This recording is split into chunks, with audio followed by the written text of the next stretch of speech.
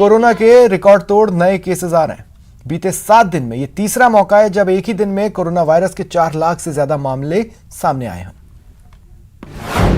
देश में corona record तोड़, 7 दिन में तीसरी बार 4 लाख पार, 10 राज्यों में 27 लाख मरीज।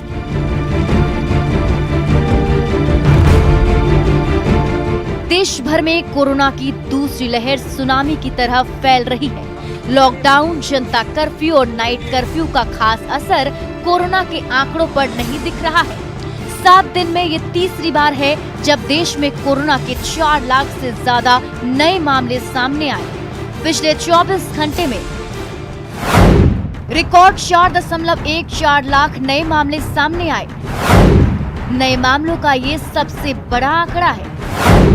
इस दौरान 3,920 लोगों की जान चली गई। 3.28 लाख लोगों ने कोरोना को मात दी। एक दिन में 81,000 नए मरीज बढ़ गए। देश के 10 राज्यों में कोरोना के नए मामलों में रिकॉर्ड वृद्धि बनी हुई है। कुल सक्रिय मामलों में से 27 लाख मरीज इन्हीं 10 राज्यों से हैं। इन राज्यों में संक्रमण दर भी 25% से ज्यादा है। संक्रमण दर से मतलब कुल टेस्ट में से कितने नमूने पॉजिटिव निकले। गोवा में 48 और हरियाणा में 37%, पश्चिम बंगाल में 33 और दिल्ली में 32%, एमपी, छत्तीसगढ़ और राजस्थान में 29%, कर्नाटक में 28 और चंडीगढ़ में 29%। इस संकट काल में दुनिया भर से भारत को सहयोग मिल रहा है। भारत में अमेरिका के अंतरिम राजदूत डेनियल बी स्मिथ ने भारत को हर संभव मदद करने की बात कही है। This is a challenging time for the people of India. The COVID-19 virus has touched the lives of many. The United States government is working around the clock to provide life-saving assistance to India as we combat the virus together. The American people and American companies stand with India. पूरे देश में टीकाकरण अभियान को रफ्तार देने की मांग की जा रही है। 45 साल से ऊपर आयु की करीब 31% आबादी को अब तक टीका लगाया जा चुका है। पीएम मोदी लगातार कोरोना की स्थिति की समीक्षा भी कर रहे हैं। अब उन्होंने 1 लाख से ज्यादा मरीज वाले राज्यों की जिलेवार रिपोर्ट तलब की है। Bureau report, news 18 network.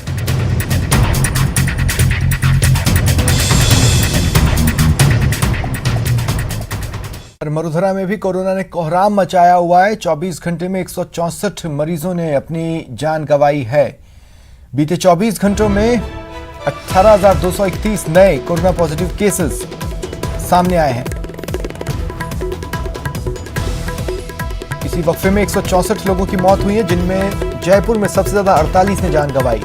Cases सबसे ज्यादा जयपुर में ही आए, 4,902, और इस बीच 16,930 लोग रिकवर हुए। एक्टिव केसेस प्रदेश में करीब 2 लाख हो चुके हैं।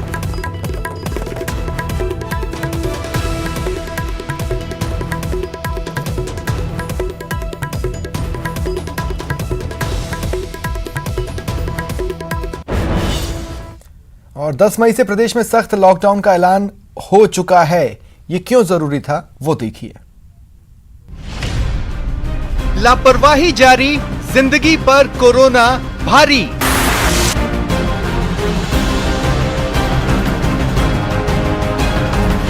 प्रदेश में 7 लाख के पार कोरोना संक्रमण।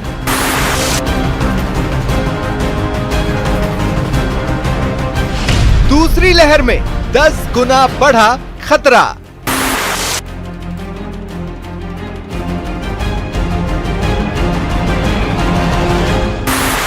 मार्च के अंत से शुरू हुई कोरोना की दूसरी लहर मई के पहले हफ्ते में डराने वाली रफ्तार से प्रदेश को प्रभावित कर रही है और इस पर काबू पाने के लिए सरकार को लॉकडाउन की सख्ती बढ़ानी पड़ी। 15 दिन के अनुशासन पखवाड़े में भी लोगों की लापरवाही जारी रही, जिसका असर प्रदेश में कोरोना की बेकाबू रफ्तार में साफ दिख रहा है। दूसरी लहर कितनी खतरनाक है, इसका अंदाजा इस बात से लगाया जा सकता है कि पहली लहर में 1 लाख संक्रमित मरीजों की संख्या पहुंचने में 50 दिन लगे थे। इस बार दूसरी लहर में 5 दिन में ही करीब 1 लाख पॉजिटिव मरीज मिले हैं। प्रदेश में संक्रमण का आंकड़ा 7 लाख के पार पहुंच गया तो रिकवरी रेट 71% के करीब है। प्रदेश में कई दिनों से 150 से ज्यादा कोरोना मरीजों की रोजाना मौत हो रही है। जयपुर समेत प्रदेश के 9 जिलों में कोरोना की सबसे ज्यादा मार पड़ी है। इन 9 जिलों में 61% मरीज और 70% मौत हुई है। प्रदेश के सबसे ज्यादा संक्रमित जिलों में है जयपुर, जोधपुर, कोटा, अलवर, उदयपुर। साथ ही बीकानेर, श्रीगंगानगर, हनुमानगढ़ और सीकर में भी मरीजों की संख्या काफी है।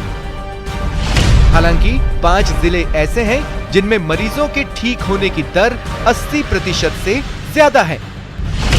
नागौर में रिकवरी रेट सबसे ज्यादा 87% है। भरतपुर में 86%, अजमेर और बीकानेर में 81% रिकवरी रेट है। राजधानी जयपुर में रिकवरी रेट 63% है। प्रदेश में सबसे कम 39% दर सवाई माधोपुर जिले में है। सरकार अपनी तरफ से कोशिश कर रही है, लेकिन कोरोना को मात देने के लिए आम जन के सहयोग की जरूरत होगी, क्योंकि सिर्फ सख्ती कोरोना को हराने के लिए काफी नहीं है। तो आज ही कोरोना को हराने का संकल्प लें, जिससे कि 24 मई तक कोरोना की रफ्तार कुछ कम हो सके। Bureau report, news 18 network. चिकित्सा मंत्री डॉक्टर रघु शर्मा और परिवहन मंत्री प्रताप सिंह खाचरियावास ने आज जयपुर के ईएसआई हॉस्पिटल का दौरा किया। इस दौरान प्रताप सिंह खाचरियावास ने हॉस्पिटल को 20 ऑक्सीजन कंसंट्रेटर दिए। इसके बाद दोनों मंत्री टीबी अस्पताल और सामुदायिक केंद्र पहुंचे और कोविड सेंटर का निरीक्षण किया। राजस्थान की राजधानी के दूसरे अस्पतालों में भी जा रहे हैं और उसके बाद जो जहाँ ज़्यादा संक्रमण है, चुनौती ज़्यादा है, उन जिलों में भी हम जाने की प्लानिंग बना रहे हैं, ताकि राजस्थान में आम आदमी का विश्वास कायम रहे, जो कायम है मुख्यमंत्री जी के नेतृत्व में, हमारी सरकार के रहते हमने जो एफर्ट्स किए हैं वो राजस्थान की अब 3000 करोड़ वैक्सीन लगाने के अचानक केंद्र ने हमारे जिम्मे छोड़ दिया। ये सबसे बड़ा तबका आबादी का 3.25 करोड़ लोग हैं। अगर बजट से पहले कह देते तो हम बजट में प्रोविजन कर लेते, कहीं और कटौती करते। आप संशय में रख के अचानक आप कह रहे हो कि ये 3.25 करोड़ लोगों को 2 डोज, मतलब 7 करोड़ डोज वेस्टेज को माने तो ये डोज आपको लगानी है। तब भी मुख्यमंत्री जी ने कहा 3000 करोड़ रुपए चाहे हम कहीं से जुटाएंगे, भीख मांगेंगे, हाथ जोड़ेंगे, दाताओं से रिक्वेस्ट करेंगे, लेके आएंगे, लेकिन राज्य की युवा पीढ़ी को हम सुरक्षित रखेंगे। ऑक्सीजन की किल्लत के बीच नाथद्वारा से अच्छी खबर। केंद्र सरकार की पहल पर गोवर्धन चिकित्सालय में ऑक्सीजन जनरेशन प्लांट पर काम जारी है। 15 दिन के अंदर तैयार होने वाले इस प्लांट से पूरे राजसमंद की सिलेंडर ऑक्सीजन की मांग पूरी हो सकेगी।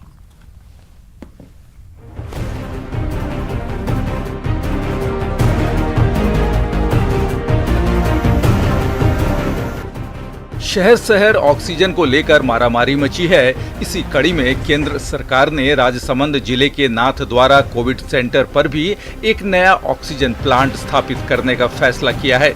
इसके लिए पीएम केयर्स फंड से पैसा भी आवंटित कर दिया गया। डीआरडीओ और एनएचएआई के सहयोग से लगने वाला ये प्लांट अगले 15 दिनों में कार्य करना शुरू कर देगा। नए प्लांट के शुरू होने से इस अस्पताल की क्षमता 150 से 200 मरीजों तक की हो जाएगी।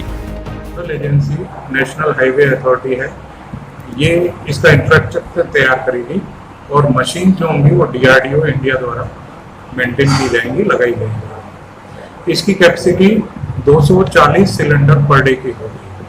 अभी जो हमारा प्लांट रनिंग है वो 200 लीटर पर मिनट का है, जिससे हम 44 सिलेंडर पर डे काम चलाते हैं। पीएम केयर्स से देश भर में 581 प्लांट लगाए जाएंगे, जिसमें राजस्थान के 8 जिलों के 12 अस्पतालों में ऐसे प्लांट लगाए जाने हैं।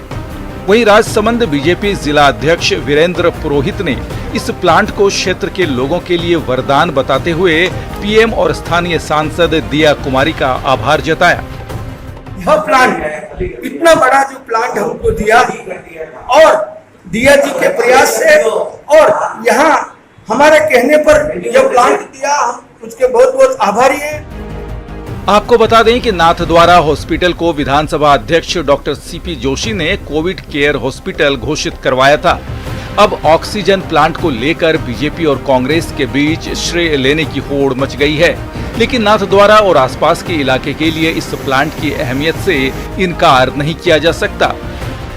राजसमंद से न्यूज 18 राजस्थान के लिए अलकेश सनाडी की रिपोर्ट।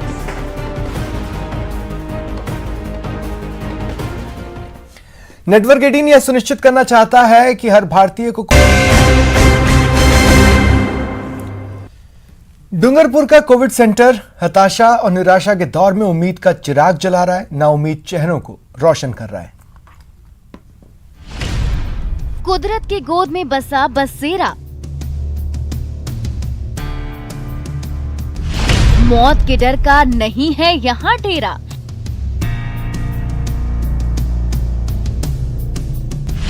डूंगरपुर कोविड सेंटर में घर जैसा माहौल,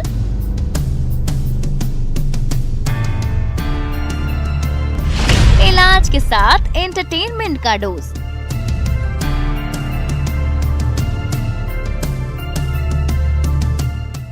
जहां तक नजर वहां तक कुदरत का करम। पहाड़, धरती पर बिछी नर्म घास की कालीन, तन मन में ताजगी का एहसास करते फूल पत्ते। कुदरत की इस गोद में दुख तकलीफ का भला क्या काम। इसलिए डूंगरपुर नगर परिषद के नए नवेले कोविड सेंटर में उम्मीदें अंगड़ाई ले रही हैं, जिंदगी खिलखिला रही है। हमारे को यहाँ पे जो सहयोग मिल रहा है, दवाइयों का भी अच्छा सहयोग मिल रहा है, डॉक्टरों का भी अच्छा सहयोग मिल रहा है और प्राकृतिक शांत वातावरण में एकदम अकेला, एकदम मतलब मन इतना प्रसन्न हो जाता, कुछ कह नहीं सकते। वृद्धाश्रम में तब्दील किए गए कोविड सेंटर में रहने वाले मरीजों को घर जैसा माहौल मिल रहा है। यहाँ म्यूजिक सिस्टम, टीवी, किताबें और इंडोर गेम्स की सुविधाएं हैं। इसके अलावा सुबह शाम पौष्टिक भोजन और योग से सेहत का डोज भी दिया जा रहा है। इतना ही नहीं, डॉक्टर और दूसरे स्टाफ भी मरीजों का पूरा ध्यान रखते हैं। यहाँ पे आने के बाद मुझे बहुत अच्छा लगा। जैसे यहाँ का एनवायरनमेंट मतलब बहुत अच्छे से क्रिएट कर रखा है इन लोगों ने। म्यूजिक बजता है, सामने गार्डन है, यहाँ पर भी गार्डन है और टीवी वगैरह की सुविधाएं हैं। स्टाफ भी बहुत अच्छा है। आने वाले दिनों में हम वहाँ पे उनके लिए काढ़े की और पढ़ने की बुक्स, इसकी भी व्यवस्था करेंगे। ऐसे समय में जब कोरोना के आगे सिस्टम की सांस फूल रही हो, मरीजों और उसके परिजन लाचार महसूस कर रहे हो, तब डूंगरपुर नगर परिषद की नई पहल सिस्टम के प्रति नया भरोसा पैदा करती है। क्या दूसरे समझदार भी इस पहल का अनुसरण करेंगे? न्यूज 18 राजस्थान के लिए डूंगरपुर से जयेश परमार की रिपोर्ट। देश भर में कोरोना की दूसरी लहर से हाहाकार है और डॉक्टर्स और नर्सिंग स्टाफ लगातार काम कर रहे हैं। यूपी के मेरठ से एक तस्वीर वायरल हो रही है, जहां डॉक्टर्स और नर्सिंग स्टाफ ने अपना तनाव दूर करने के लिए डांस किया।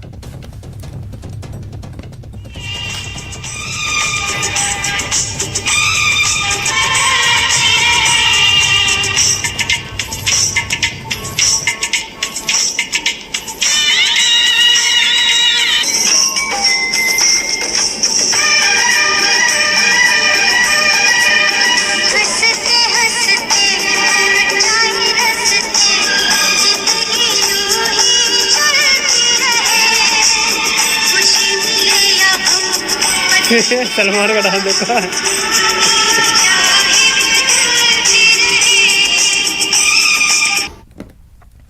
जोधपुर में कोरोना मरीजों की संख्या दिनों दिन बढ़ रही है। इस बीच सबसे बड़ी मुसीबत हो रही है ऑक्सीजन की किल्लत।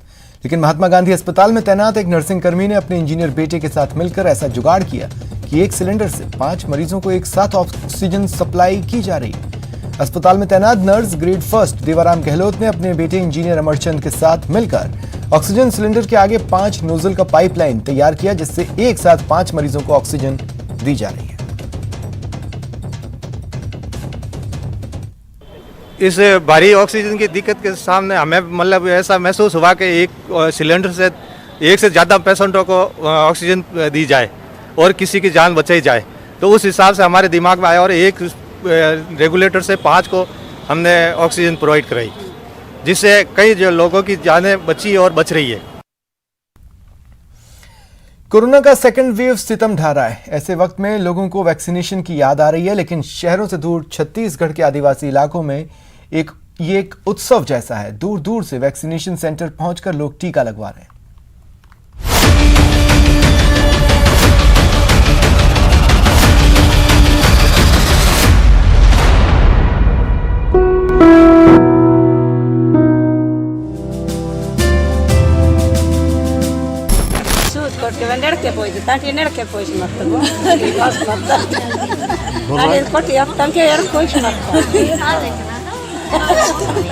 बच जाएगा, खुशी हो रहा है। टीका लगा लिया अभी। भाषा छोड़िए, भाव को पकड़िए। देखिए बूढ़ी माँ कितनी खुश है। इनकी खुशी को महसूस कीजिए और उसकी वजह भी जान लीजिए। इन्होंने कोरोना का टीका लगवा लिया है।